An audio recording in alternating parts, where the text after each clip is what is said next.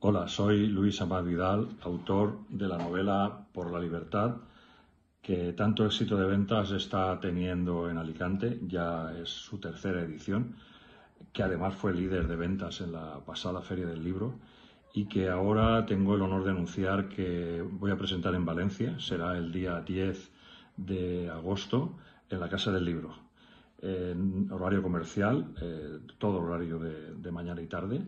Estaré firmando ejemplares de la novela el día 10 de agosto.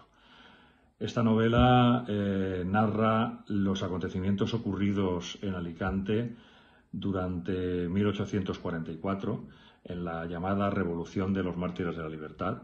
Es la página histórica que tiene como fondo la trama de la novela, pero realmente es una historia de amor, odio y lucha de clases, también bastante costumbrista, ocurrida en el Alicante de mitad del siglo XIX, que de haber triunfado esa revolución pudo haber cambiado la historia de España. Una novela con una trama apasionante que está gustando muchísimo y con un final que no deja a nadie indiferente.